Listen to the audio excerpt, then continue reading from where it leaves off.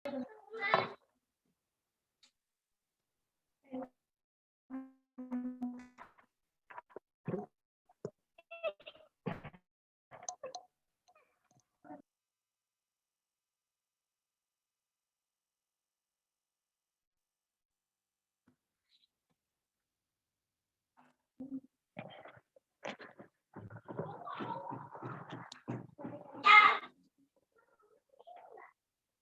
bubuk, dengar bubuk, dengar.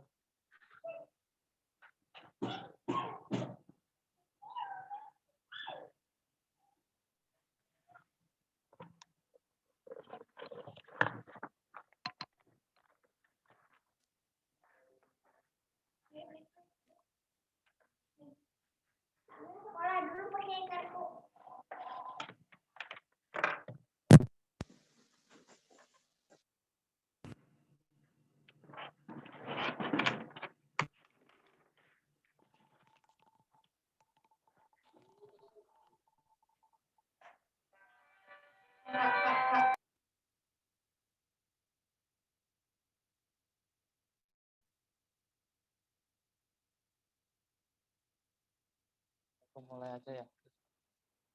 Assalamualaikum warahmatullahi wabarakatuh. Waalaikumsalam warahmatullahi wabarakatuh. Bismillahirrahmanirrahim. Alhamdulillahirabbil alamin. Wassalatu wassalamu ala asyrafil anbiya'i wal mursalin wa ala alihi wa ashabihi ajmain. Amma ba'd. Allahumma faqihna fid din wa 'allimna at-ta'wil. Amin amin ya rabbal alamin. Alhamdulillah teman-teman, pada malam hari ini kita bisa bertemu secara virtual untuk melaksanakan kajian kitab Bulughul Maram. Ini mungkin kita akan mulai dari halaman pertama ya, Muqaddimatul Mu'allif. Sebelumnya mungkin ini tujuan ya belajar kita yang pertama adalah kita niatkan untuk mempelajari hadis-hadisnya Rasulullah Shallallahu Alaihi Wasallam. Mempelajari ini bisa jadi caranya adalah dengan membaca ataupun mendengarkan. Ya, membacakan ataupun mendengarkan itu sama-sama berpahala. Ada sebuah hadis masyhur ya. Nadarallahu imra'an sami'a maqalati fawa'aha fa'addaha kama sami'aha. Allah akan mencerahkan, membinar-binarkan wajah seseorang. Ya. Sami'a maqalati yang mendengarkan hadis-hadisku. Ya. Hadis-hadisku, perkataan-perkataanku. Jadi di sini di garis bawahi sami'a maqalati, mendengarkan. Jadi mendengarkan saja itu akan diberi ganjaran, ya, akan diberi balasan oleh Allah Subhanahu wa taala. Fawa'aha, kalau mau menghafalkan ya, itu juga dipuji ya, amalan yang dipuji di dalam hadis ini. Fa'addaha kama sami'aha, lalu menyampaikan kepada orang lain seperti apa yang dia dengar. Nah, menyampaikan kepada orang lain ini caranya ya dibacakan, ya diriwayatkan. Nah, jadi membaca, menghafal dan mendengarkan semuanya itu akan diberi balasan oleh Allah Subhanahu wa taala dalam bentuk nadroh. Nadroh itu secara tekstual, secara kebahasaan ya apa namanya? Artinya berseri-seri ya. Artinya cerah, artinya bercahaya. Nah, menurut Imam Al-Mubarakfuri dalam Tuhfatul Ahwadhi, arti dari dicerahkan oleh Allah ini ya merupakan kinayah, isyarat bahwa Allah akan memberinya anugerah gitu ya, kebahagiaan. Nah, ada dua model yang anugerah kebahagiaan yang membuat dia berseri-seri itu ada dua macam, yaitu selama di dunia dan nanti ketika di akhirat. Ketika di dunia ya kebahagiaan itu yang pertama ya tentu dikasih rezeki yang lancar. Jadi ngaji hadis rezeki lancar. Nah, itu. Dan dimudahkan urusan, ya, mungkin juga termasuk dijaga kesehatan kita oleh Allah Subhanahu wa taala. Nah, ini termasuk nikmat-nikmat di dunia yang diberikan kepada orang yang belajar hadis. Nah, di akhirat kelak ya dicerahkan, dibahagiakan, dibinar-binarkan wajahnya oleh Allah itu artinya ya akan dimudahkan hisabnya, akan dimudahkan timbangannya ya, masuk surga. Nah, itu bentuk-bentuk nadroh dari Allah Subhanahu wa taala ketika di akhirat. Ya, ini hitung-hitung kita berharap itulah, berharap itu. Mendengarkan, membaca, atau nanti kalau ada yang mau menghafal, monggo silakan. Kita di sini sudah diberi sajian ya, paket tematik hadis-hadis terkait dengan hukum ya oleh pengarang kita yaitu Al-Imam Al-Hafidz Ibnu Hajar Al-Asqalani dalam kitab Bulughul Maram min Adillatil Ahkam. Itu niat pertama kita yaitu ngaji hadis gitu ya. Yang kedua ya kita mencoba mempraktekkan, mentatbik ya, mencari apa penerapannya ilmu hadis atau mustalahul hadis. Kita sudah mempelajari mustalahul hadis. Nah, di dalam kitab Bulughul Maram ini ya ada mustalah, ada istilah-istilah yang diajarkan dalam mustalah. Nah, penggunaannya seperti apa nanti? Nah, ini juga menjadi sarana belajar bagi kita ya ilmu hadis para ahli hadis. Ya, kalau di kelas pemahaman hadis, nah ini juga terkait dengan eh, seperti apa kita harusnya memahami hadis ya dari mana bisa dipakai ya kaidah-kaidah mana yang bisa digunakan untuk membantu kita memahami hadis-hadisnya Rasulullah Shallallahu Alaihi Wasallam. Saya sedikit perkenalkan ya kitab ini. Pengarangnya adalah Imam Ibnu Hajar Al-Asqalani, Al-Hafidz ya. Beliau punya bergelar Al-Hafidz ya. Karena memang penghafal hadis, ya, penghafal hadis dan punya banyak karya di bidang hadis. Yang paling besar, tebal ya, mungkin adalah kitab Fathul Bari, Syarah Sahih Al-Bukhari. Ini syarah terbaik ya untuk Sahih Bukhari, untuk kitab Sahih Bukhari. Beliau bermadzhab Syafi'i dalam fikih dan bermadzhab Asy'ari dalam masalah akidah ya. Nah, dalam kitab ini sebenarnya adalah mencantumkan hadis-hadis yang menjadi dasar hukum ya.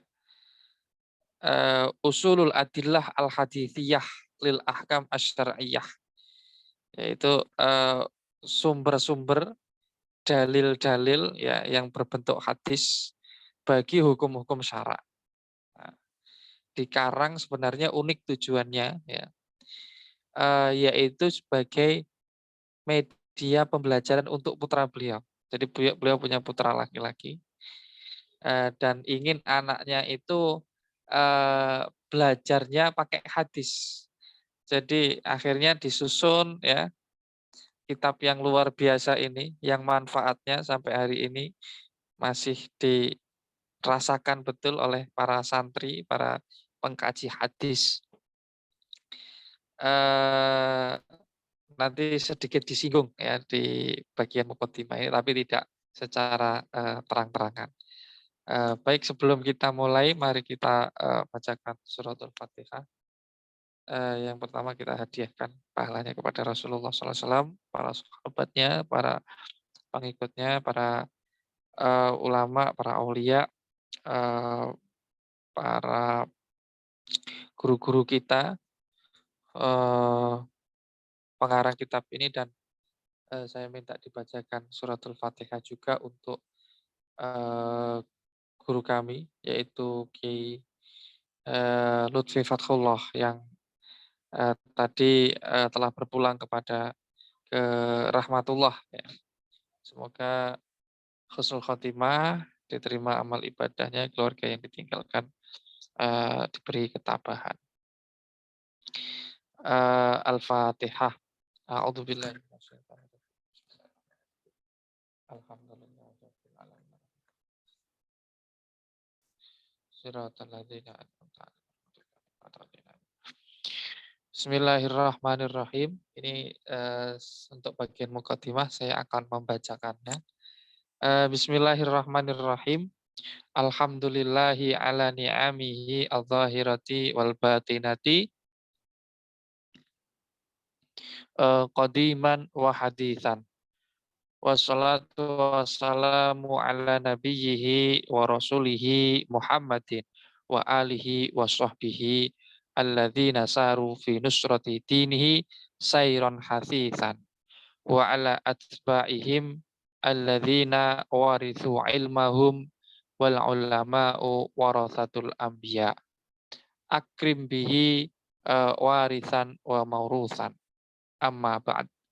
Segala puji adalah milik Allah Subhanahu wa taala karena Ia telah memberikan kenikmatan-kenikmatan baik yang bersifat zahir maupun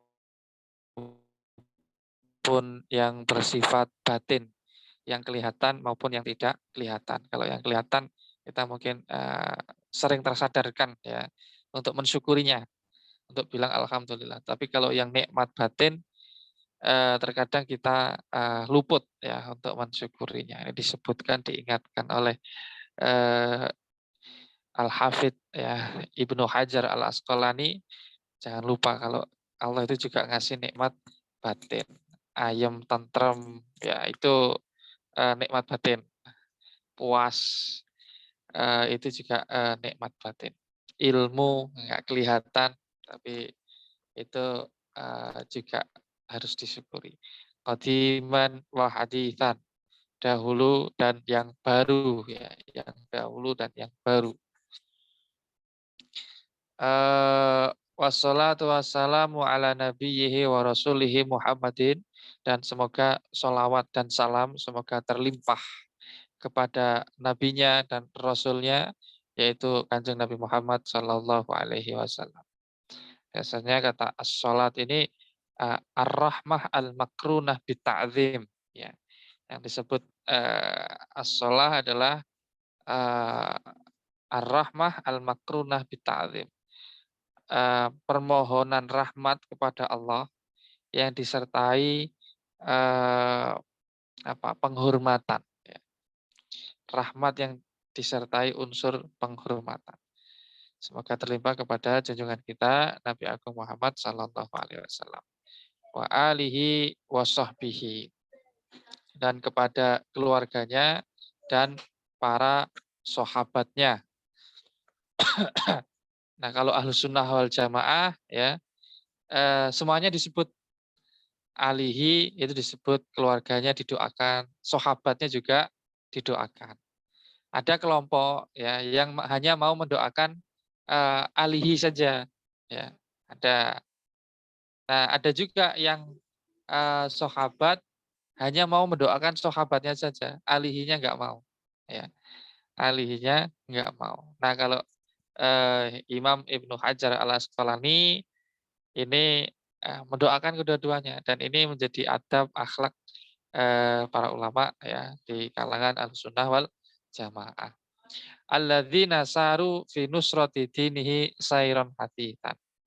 Yang senantiasa berjalan ya fi nusrati dinihi menolong agama Rasulullah ya agamanya Allah Subhanahu wa taala sairon hasisan eh, dengan upaya yang penuh semangat gitu ya.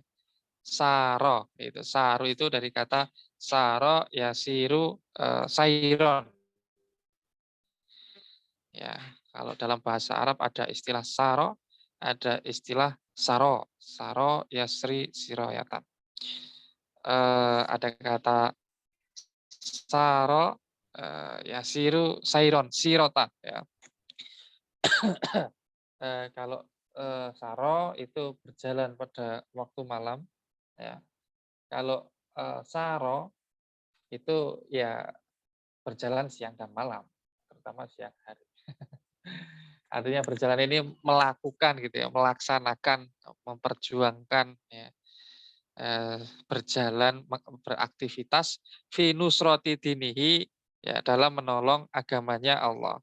Para sahabat, para ahlul bait itu dari dulu ya meneruskan, menyebarkan, menjaga agama Islam gitu ya. Terlepas dari eh, apa namanya dinamika pada zamannya. Sairon hasisan dengan upaya yang penuh semangat. Hasisan ini dari kata hasa ya hisu ya. Hasan, hasisan yang selalu penuh semangat, kira-kira penuh motivasi, penuh dorongan. Ya.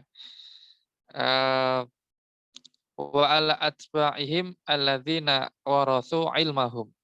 Dan juga semoga terlimpah sholawat dan salam itu ya kepada para pengikut mereka semua, pengikutnya Kanjeng Nabi, pengikutnya Ahlul Bait, pengikutnya sahabat ya.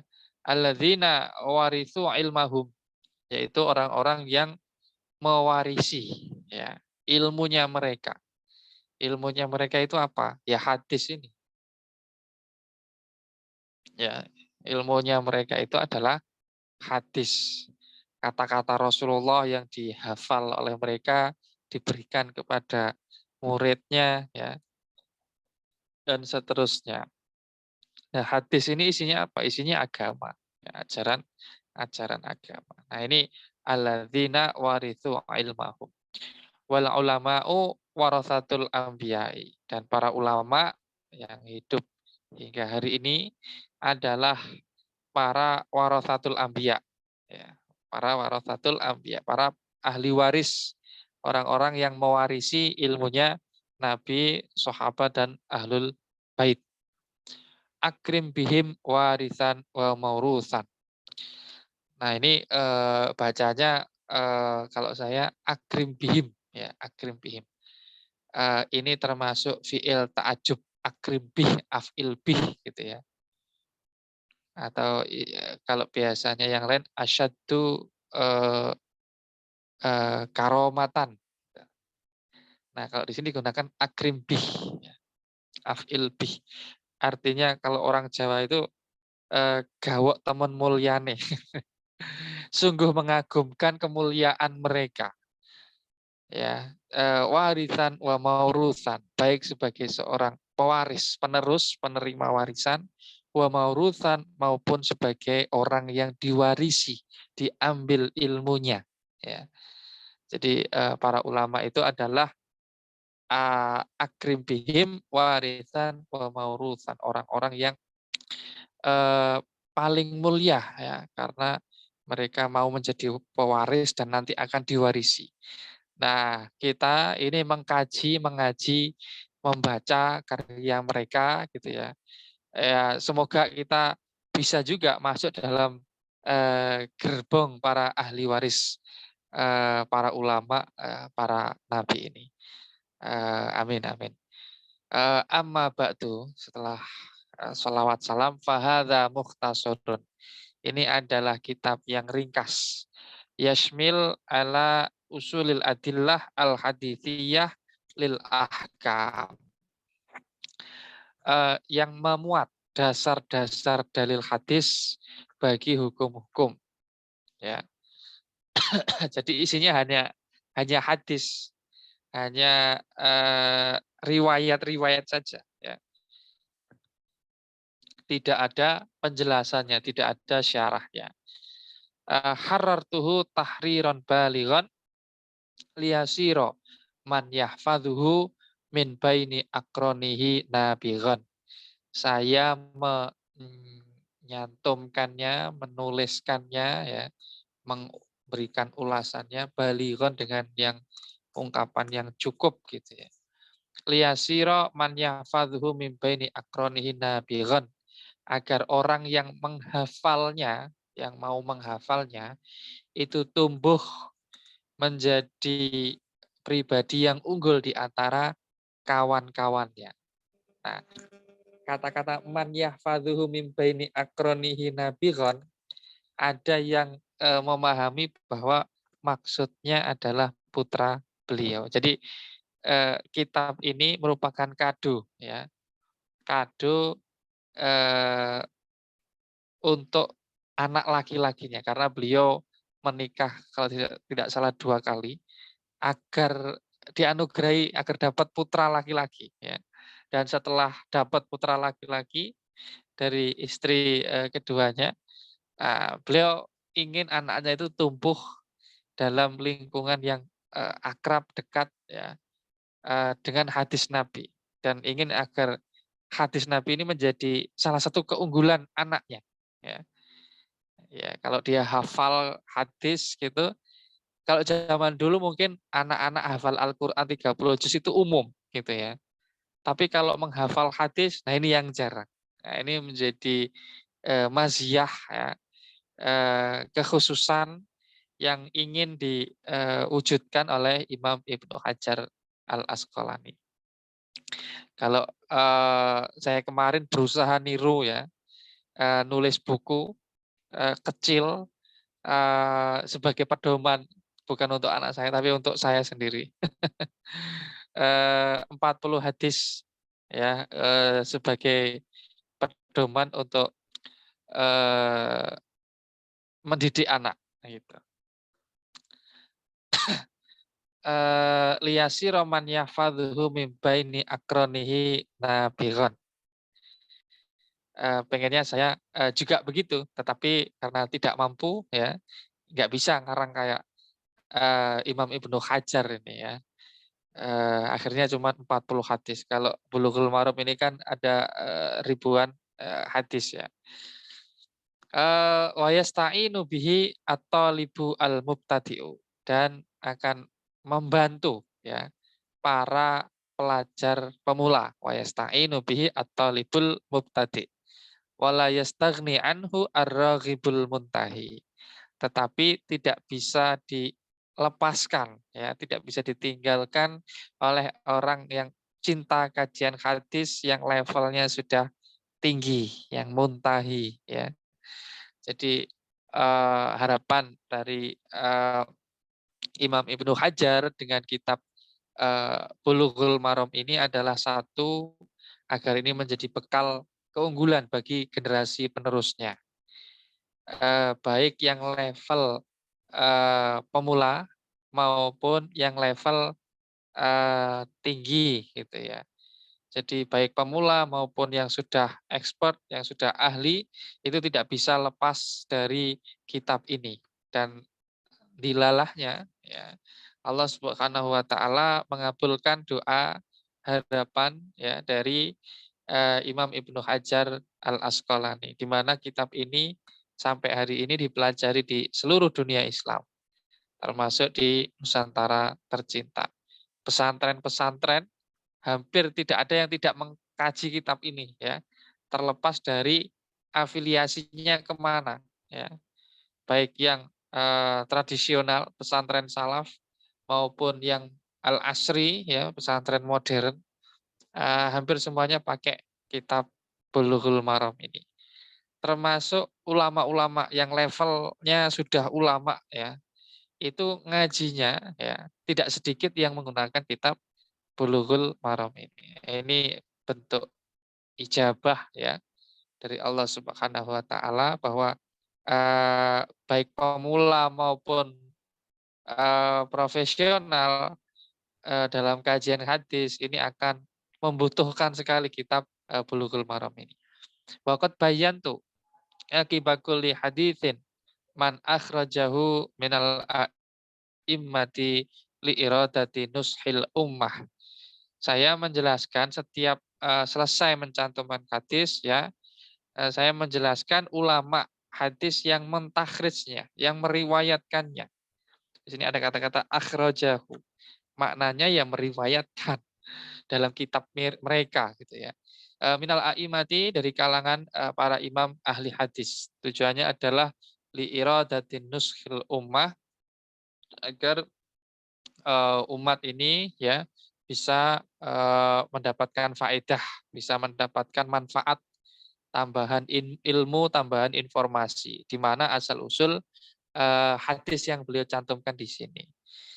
Fal muradu bisab'ah Ahmadu wal Bukhariyu wa Muslimun wa Abu Dawuda wa Tirmidhiyu wa Nasaiyu wa Ibnu Majah. Kalau saya menyebut kata asab'ah, nanti ada kalanya Imam Ibnu Hajar itu setelah mengutip hadis rawahu asab'ah, gitu ya. Telah meriwayatkannya imam yang 7. Nah, imam yang 7 itu maksudnya siapa? Yaitu satu Imam Ahmad, Imam Bukhari, Imam Muslim, Imam Abu Dawud, At-Tirmidzi, An-Nasai, dan Ibnu Majah. Artinya pengarang kitab Kutubus Sittah, ya, ditambah Imam Ahmad dalam musnadnya. Wabisit tati man ada Ahmada.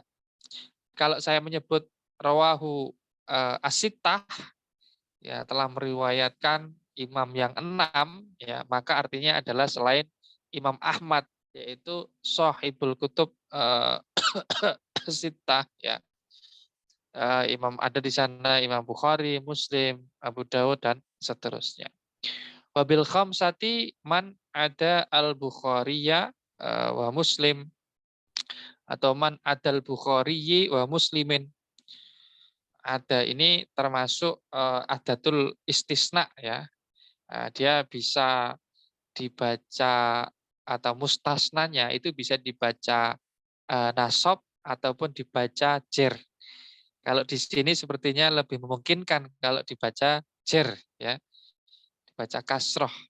Man adal Bukhari, artinya berarti ada ini adalah kalimat isim, bukan kalimat fiil. Al-Bukhari ini sebagai mudhof ilaihnya atau mudhofnya.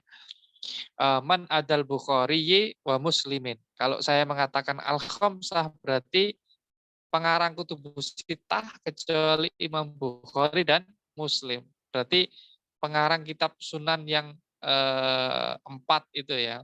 Sunan Abu Dawud, Sunan At-Tirmidzi, An-Nasai, dan Ibnu Majah. Waqat aqulu al-arba'ah wa Ahmad. Terkadang saya mengatakan al-arba'ah wa Ahmad, rawahu al-arba'ah wa Ahmad.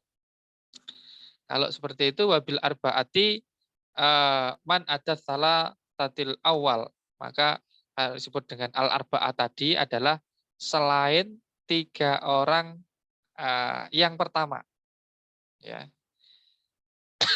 Selain 3 orang yang pertama dari al-a'imah al-khamsah. Berarti selain Abu Dawud, selain At-Tirmidzi, selain An-Nasai. Babis salah tadi man adahum. Kalau disebut sebentar. Wabil arbaati man adat salatah al-awal. Kalau disebut al-arba'ah, ya, berarti selain 4 yang pertama. selain Ahmad, Bukhari, Muslim, ya. Selain tiga ini, artinya berarti Imam Abu Dawud, At-Tirmidzi, An-Nasa'i, dan Ibnu Majah. Ini ada 4 orang. Bahwa Ahmad dan Imam Ahmad. Nah, seperti itu. Lebih salah nanti man adahum wa adal akhir. Kalau disebut as-salatah 3 orang, ya, adalah selain 4 orang tadi itu, atau 3 orang yang pertama tadi, wa adal akhir, dan selain yang terakhir yaitu Imam Ibnu Wabil Muttafaq Al-Bukhari wa Muslim. Kalau disebut Al-Muttafaq dalam kitab Bulughul Maram ini, artinya adalah perawinya berarti adalah Imam Al-Bukhari dan Imam Muslim. Koridnya adalah Imam Al-Bukhari dan Muslim. Pokok la atur ma'ahuma. Kadang saya tidak menyebutkan ya bersama keduanya, yaitu Imam Al-Bukhari dan Muslim. Wa ma ada dzalika fa huwa mubayyanun. Kalau selain dari kutubus sittah, selain Musnad Ahmad, maka nanti akan dijelaskan. Ya, akan dijelaskan dari mananya gitu. Wa samaituhu bulughul marami min adillatil ahkami. Saya menyebutnya, menamai kitab ini Bulughul Maram min adillatil ahkam. Bulugh ini artinya sampai, al-maram ini tujuan, ya. Tujuan atau sasaran. Jadi sampai sasaran, ya, tepat sasaran. Min adillatil ahkam, dari atau berisi tentang dalil-dalil hukum. Wallaha as'aluhu alla yaj'ala ma alimna alaina wabala wa ayyarzuqana al-amala bima yurdihi subhanahu wa ta'ala. Wallaha as'aluhu. Nah ini, kalau di dalam nuskah di sini, ya, dalam naskah ini, wallaha as'aluhu. Sudah ada Allahnya, tapi ada domirnya. Ini kalau dalam ilmu nahwu, ya, ada teorinya, ya, ada teorinya. Namanya teorinya tanazu', ya, tanazu'. Jadi disebut tanazu' karena ada fiil, ya, ada kata kerja diperebutkan oleh 2 amil, 2 ma'mul, ya, 2 maf'ul. As'aluhu itu hunya itu adalah maf'ul dari kata as'alu. Tetapi kata Allah itu juga dibaca nasab karena lafadz as'alu, ya. Nah, di sini biasanya disimpan, ya, kalimat fiil yang sama dengan yang ditampakkan. As'alu wallaha ay as'alu allaha as'aluhu. Ya, ini redaksinya seperti itu. Tetapi ada juga yang naskah tidak disebutkan domir hunya, ya. As'alu saja, wallaha as'alu. Nah, kalau seperti itu berarti statusnya adalah maf'ul yang didahulukan daripada fiilnya. Nah, ini ada takdim, ada takhir namanya. Ada yang seharusnya ditaruh di belakang tapi ditaruh di depan. Nah, kalau wallaha as'alu, maka hanya kepada Allah lah, ya, saya meminta. Wallaha as'aluhu itu juga sama. Itu juga hanya kepada Allah lah saya memohon. Alla yaj'ala ma alimna alaina wabala. Agar tidak menjadikan pengetahuan kami musibah bagi kami. Nah, ini jangan sampai ilmu pengetahuan yang kita punya itu menjadi bencana gitu, ya, bagi kita. Wa ayyarzuqana al-amala bima yurdihi subhanahu wa ta'ala. Semoga Allah menganugerahi kita, memberi kita rezeki bisa mengamalkan, ya, apa-apa yang diridhoi oleh Allah Subhanahu wa taala. Amin amin ya rabbal alamin. Ini isinya mukadimah doa mulu nih. Banyak banget didoakan oleh Imam Ibnu Hajar Al-Asqalani. Mungkin sebelum kita lanjut, ada yang ingin didiskusikan dulu. Kalau tidak ada, kita masuk ke Kitabut Thaharah. Ya, Kitabut Thaharah. Hadis pertama. An Abi Hurairah radhiyallahu an qala Rasulullah sallallahu alaihi wasallam fil bahri huwa at-tahuru ma'uhu al-hillu maitatuhu akhrajahul arba'ah wa banu Abi Syaibah wal lafdzu lahu wa sahahahu Ibnu Khuzaimah wa Tirmidzi. Di sini ya Imam Ibnu Hajar mengutip hadis dengan dipotong sanatnya, ya dipotong sanatnya. Tinggal sahabatnya yang dicantumkan, ya. Nah, ini disebut sebagai hadis mu'allaq, ya, termasuk hadis mu'allaq yang tidak disebutkan sanatnya, dipotong sanatnya dan hanya disisakan sahabat. Tradisi ulama hadis ya setelah abad kelima Hijriyah itu biasanya seperti itu, ya. Sebelum Imam Ibnu Hajar ada Imam An-Nawawi. Beliau punya Al-Adhkar, punya Riyadhus Shalihin, ya, punya Arba'in An-Nawawiyah. Semuanya modelnya adalah dipotong sanatnya. Kalau sebelum abad kelima Hijriyah, ya, itu masih dicantumkan. Ya, sanad itu dicantumkan lengkap sampai kepada Rasulullah Shallallahu Alaihi Wasallam. Misalnya ahli hadis yang ada di abad kelima adalah Imam Al-Baihaqi. Beliau punya kitab Al-Asma wa Sifat, punya kitab Syu'abul Iman, punya kitab Dalailun Nubuwah, Manaqibus Syafi'i dan lain sebagainya. Semuanya ada sanadnya. Ya. Beliau ini adalah murid dari Imam Al-Hakim, ya. Yang mana Imam Al-Hakim ini punya kitab, salah satunya adalah Al-Mustadrak. Sanadnya masih lengkap. Sanadnya masih lengkap. Pada abad kelima, ya. Tapi setelah itu, setelah abad kelima, biasanya dipotong, ya, biar pendek. Kalau pengen mencari sanadnya yang panjang, ya silahkan dirujuk kepada kitab-kitab terdahulu, ya. Nah, ini tradisi ulama ahli hadis mutaakhirin. An Abi Hurairah radhiyallahu an, dari sahabat Abu Hurairah radhiyallahu an. Nah, ini ada yang disebut namanya taraddi, yaitu berdoa memohonkan ridho kepada Allah Subhanahu wa taala. Nah, biasanya redaksinya ya radhiyallahu an. Hukumnya adalah sunnah ittibaan lil Quran. Karena dalam Al-Qur'an dikatakan radhiyallahu anhum wa radu an. Allah meridhoi mereka dan mereka ridho kepada Allah. Ridhonya Allah kepada mereka itu, kepada para sahabat itu artinya amalnya mereka itu diterima. Iman Islamnya mereka itu diterima. Dan itu ditegaskan ya oleh Al-Quran. Nah, kalau kita iman Islamnya, nah ini wallahu a'lam udah diterima atau belum, belum divonis. Gitu. Kalau sahabat itu sudah dijelaskan. Nah, ini salah satu tradisi ya adab keulamaan yang diajarkan ya, yaitu membaca radhiyallahu an atau tarodhi. Atau kalau enggak tarodhi adalah tarahum rahimahullah. Gitu.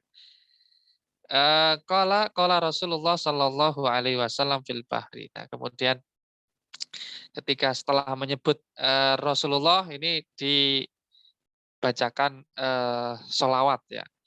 Tetapi dalam naskah di mana di layar kita ini yang ditampilkan Mbak Nisa ini tidak disebutkan sholawatnya. Kemungkinan itu kepotong gitu ya. Kemungkinan kepotong. Nah, inilah yang menyebabkan ngaji hadis itu mulia. Karena setiap setelah menyebut nama Rasulullah itu biasanya di sholawati, dibacakan sholat, ditulis sholawat. Imam Abu Bakar Al-Khatib Al-Baghdadi ya, dalam nasihat ahli hadis mengatakan begini, meriwayatkan dari salah satu ahli hadis. Alasan kenapa ahli hadis itu mulia. Salah satunya adalah likathroti sholawatihim ala nabi. Karena banyaknya sholawat para ahli hadis itu ya kepada Rasulullah Shallallahu Alaihi Wasallam. Ya kalau kita hidup di Indonesia ya mungkin agak mendingan ya karena tiap malam Jumat ini ada jamiyah, ada sholawat, kemudian anak lahiran ini sholawatan lagi, berjanji lagi.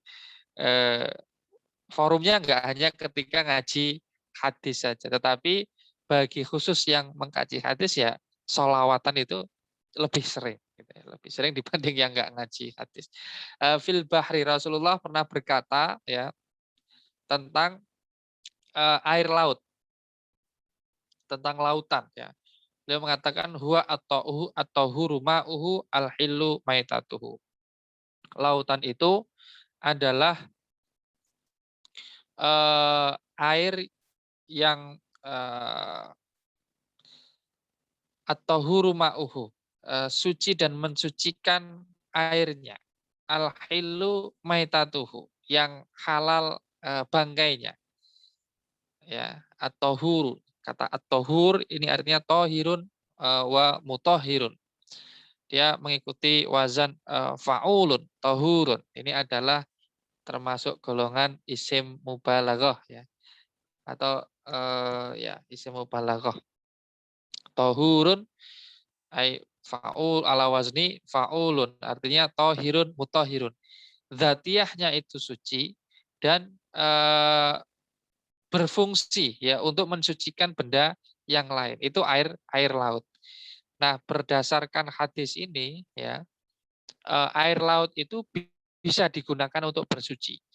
Bisa digunakan bersuci itu artinya bisa digunakan untuk berwudu, bisa digunakan untuk mandi jinabat, mandi besar, juga bisa digunakan untuk izalatun najasah, menghilangkan najis.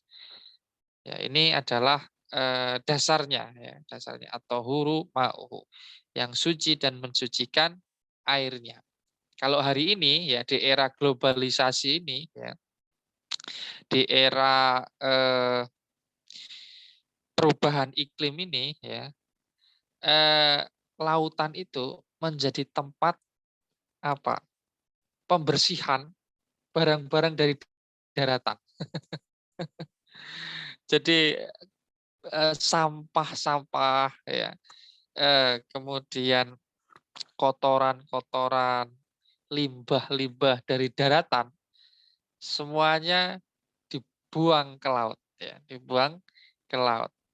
Dan ya dalam tanda kutip tersucikanlah daratan itu. Tapi lautnya jadi penuh dengan limbah dan sampah. Al-hillu maitatuhu yang halal ya. Maitahnya, maitah itu adalah bangkai. Disebut bangkai itu ketika hewan mati tidak melalui penyembelihan yang sesuai dengan ketentuan syariat ya. Itu bangkai. Kalau yang sesuai dengan syariat ya, sesuai dengan ketentuan syariat maka tidak disebut sebagai maitah ya, tidak bisa disebut sebagai maitah. Maitah ini kalau tidak melalui sembelihan secara syar'i. Artinya bangkai yang berasal dari laut itu halal sekalipun tidak disembelih dulu. Kita dapat ikan bandeng ya dari laut.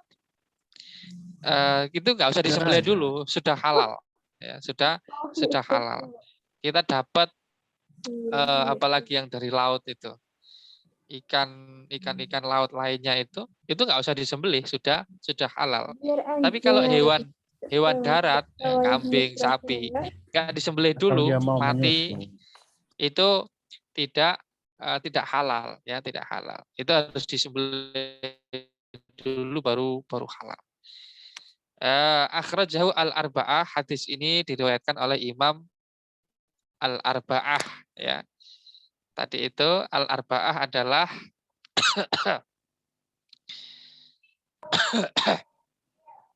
Abu Dawud, Eh, Ibnu Majah. ya Abu Dawud, An-Nasai, Tirmidzi dan Ibnu Majah ya. Ashabus Sunan ya, Ashabus Sunan. Jadi diriwayatkan oleh Ashabus Sunan. Wa Ibnu Abi Syaibata kemudian diriwayatkan pula oleh Imam Ibnu Abi Syaibah ya. Beliau punya kitab namanya Musonnaf, Musonnaf Ibnu Abi Syaibah. Nah, ini yang dikatakan oleh Ibnu Hajar tadi sebagai wama adzalika famubayyanun ya. Tadi apa redaksinya?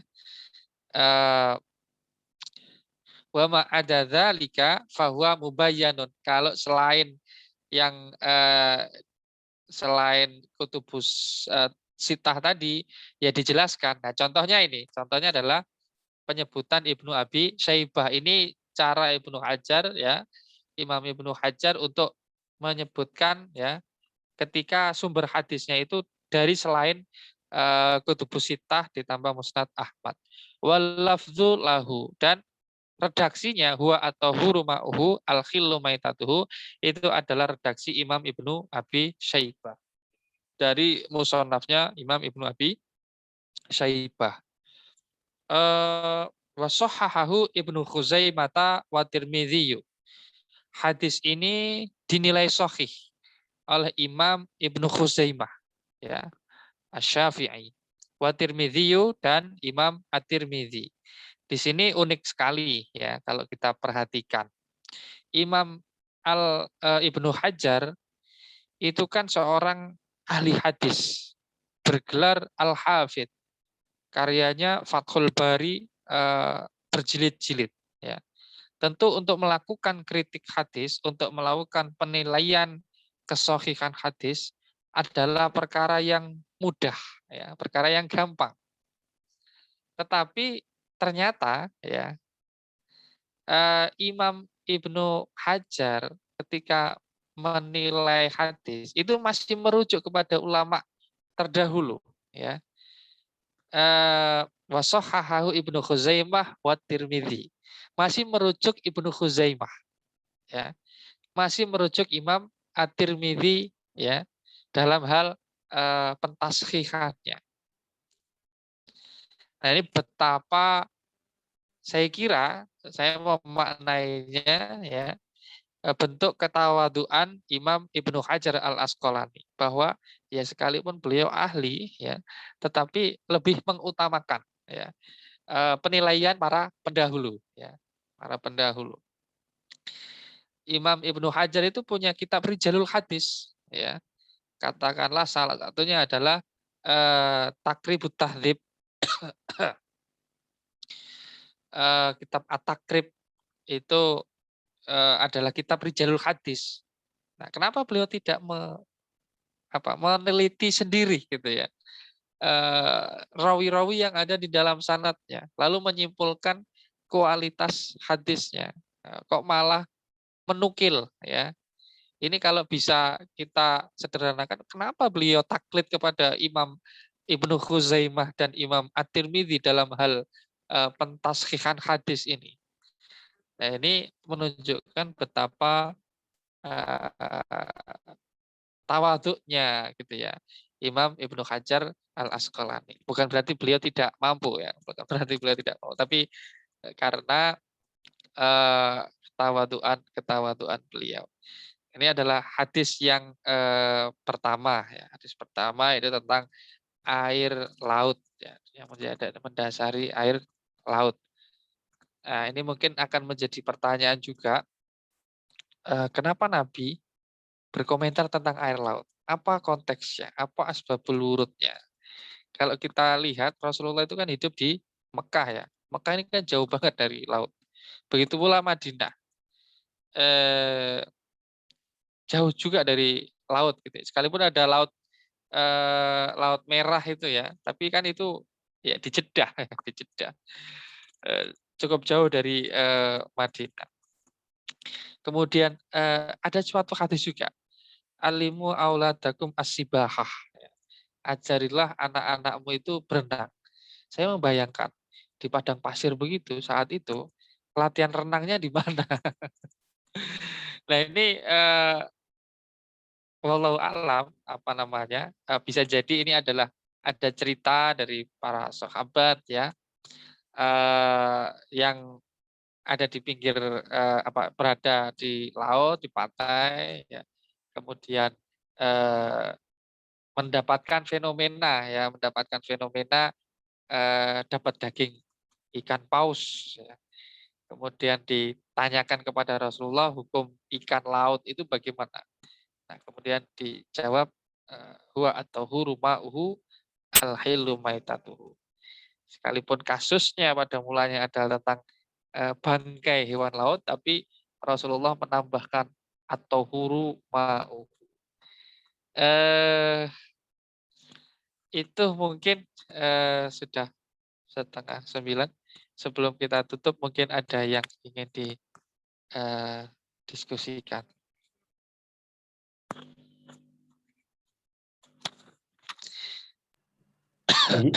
Izin Ustaz. Ya, Eh, yang versi Maktabah Syamilah sama yang cetakan agak beda Ustaz ya. oke. Kalau di Bagaimana, kalau yang di versi cetak? versi cetak tuh nggak ada wasohahahu Ibnu Huzaimah. Dia langsung wabnu Huzaimah. Jadi sederetan langsung dia. Ibnu akhrajahu arba'ah wabnu Abi Syaibah walabzulahu wabnu Huzaimah wa Tirmidzi. Jadi nggak ada wasohahahu Ibnu Huzaimah, nggak ada. Oh, begitu. Wasohahahunya iya. Iya, iya, iya, iya. Ini beda muhakik, beda versi jadinya. Beda muhakik, beda versi. Di Maktabah Syamilah itu juga ada beberapa versi. Tetapi kebetulan versi yang di laptop saya dan versi yang di laptopnya Mbak Nisa ini sama pakai wasohahahu Ibnu Khuzaimah wa Tirmidzi. Mungkin nanti bisa dibandingkan ya satu lagi dengan versi cetak yang lainnya. Nanti saya coba bandingkan lagi. Oke, terima kasih Pak Hussein atas informasinya.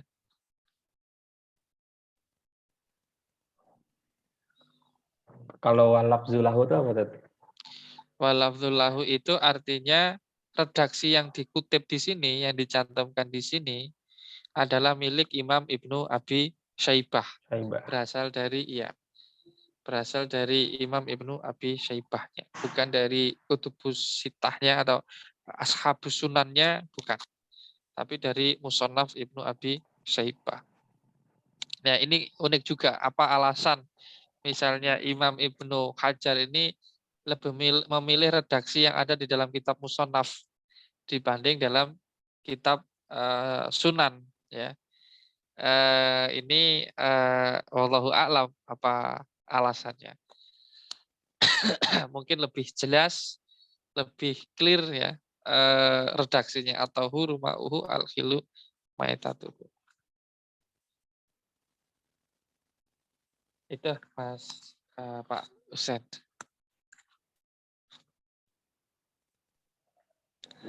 Ya, nanya lagi Ted. Oke, silakan. Kalau selama masa hidupnya Kanjeng Rasul itu nggak pernah melihat laut Ted ya? Saya belum pernah mendapatkan riwayatnya yang beliau jalan-jalan ke laut atau ada perang atau ada fenomena apa yang membuat beliau itu ke pantai gitu. Sejauh yang sudah saya baca, sudah pernah di ngajiin begitu, belum belum pernah menemukan gitu. Nggak tahu nanti kalau ngaji lagi terus ternyata dapat gitu ya. Itu jadi keunikan juga, Rasulullah ternyata pernah ke pantai. Kalau saya di Jakarta ya hampir tiap bulan ke Ancol. Belum pernah, mendapatkan, riwayatnya, Pak Husen. Saya Itu kan mau ngomong boleh? monggo silakan. Ditutup aja Maktabah Syamilahnya, Mbak. Oh, ya, ya. Yang pertama tadi kan kata Pak Husain itu di kitabnya redaksinya langsung Ibnu Huzaimah wa Tirmidzi ya. Kalau di kitab saya malah ada tambahan lagi, Pak, Ya. apa Ustaz? Itu ditambahi warawahu Malik Oh wa gitu. Syafi'i wa Ahmad. Lebih lengkap Malah ada lagi. tambahan Ya, mukhorijnya ya. ya. Wah ini. Itu Kalau yang punya Pak Husain cetakan penerbit apa?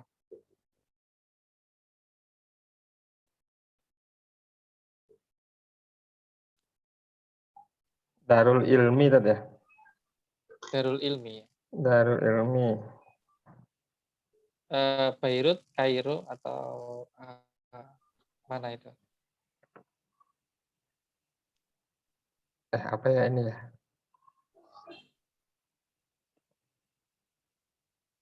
Darul Kutub, Al Ilmiah, bukan Bentar, DKI. bentar.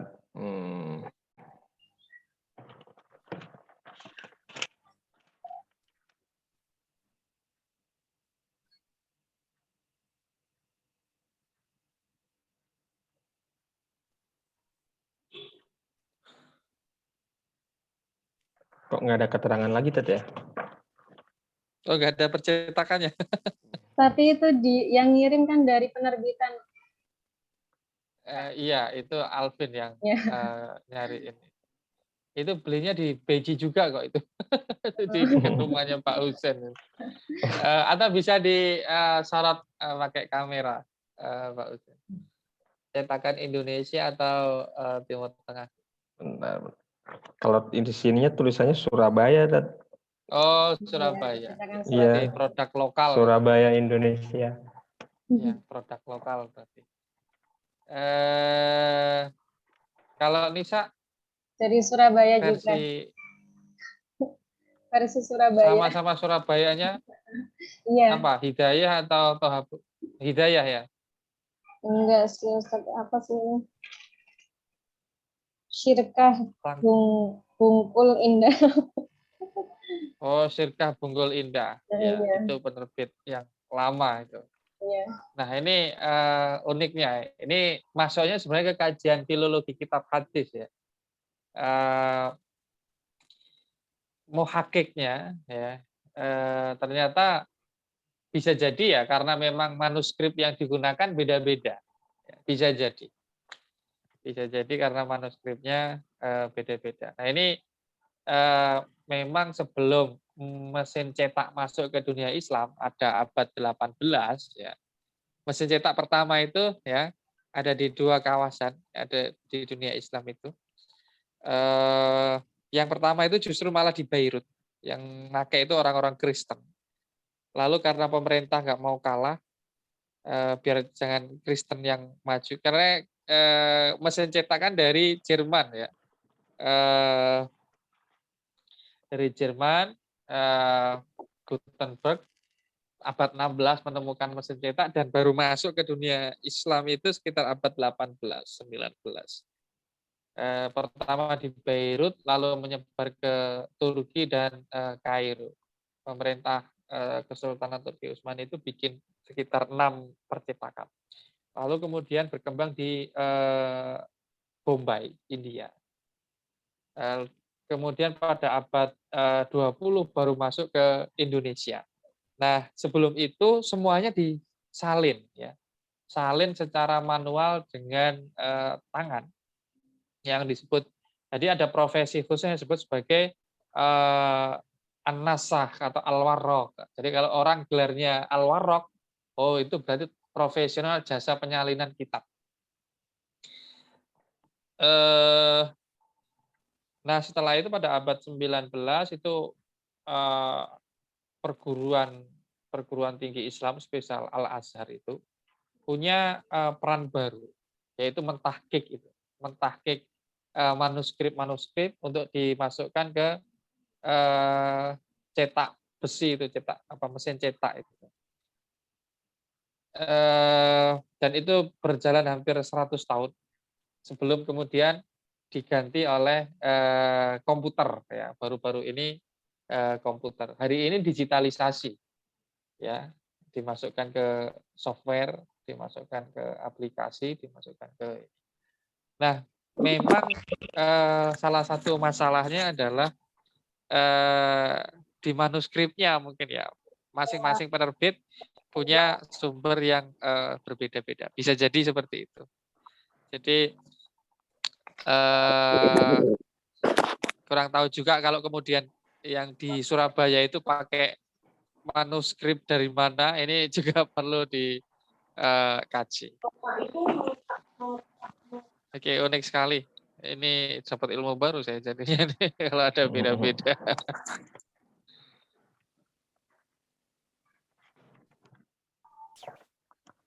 Ada Pak Abdul Karim Munte ini rupanya.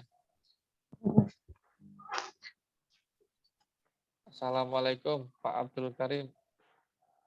Ini sambil menyantai mungkin.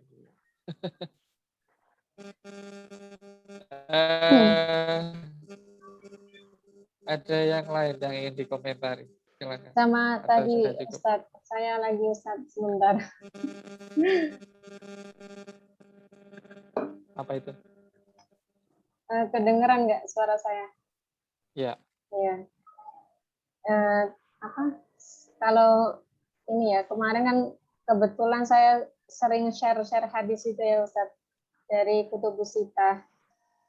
Nah, yang pernah saya baca itu yang dari riwayat Sunan Abi Dawud itu, riwayat yang hadis yang kita baca tadi, yang at-tahuru ma'uhu, al-hilu maitatuhu itu, kalau di Sunan Abi Dawud kan apa dijelaskan secara apa sabab urutnya di situ ya, di dalam teksnya juga itu tuh dijelaskan kalau sahabat itu ada yang nanya ke Rasulullah, dia pernah berlayar, kemudian dia kehabisan airnya itu hanya cukup untuk minum saja, apakah saya boleh berwudu dengan air laut? Nah, terus jawabannya apa namanya?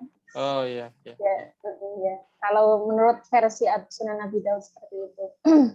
Terus yang kedua, tadi kan Pak Husain nanya ya, Ustaz, apakah Rasulullah pernah melihat laut?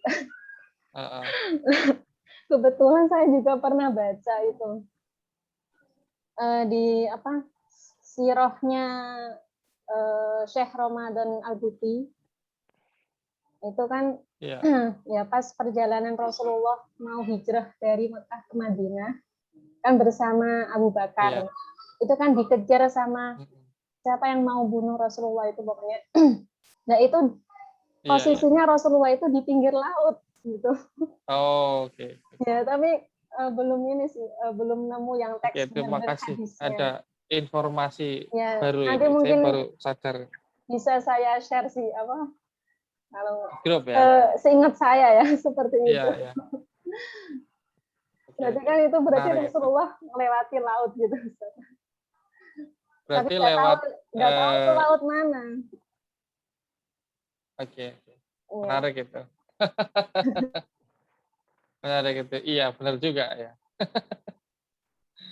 Benar juga kalau apa namanya, Rasulullah ketika berhijrah lewat jalur yang dekat dengan pantai gitu ya. Yeah. Dengan laut ya. Bisa jadi masuk akal karena kalau lewat jalur yang umum itu mudah dilacak. Mudah dilacak. Beda kalau lewat jalur yang tidak umum. Oke, terima kasih Ustazah ini. Informasi tambahan ini kalau Rasulullah itu pernah ke pantai itu. Saya baru ngeh juga nih. Atau ada yang mau menambahkan lagi? Monggo silakan.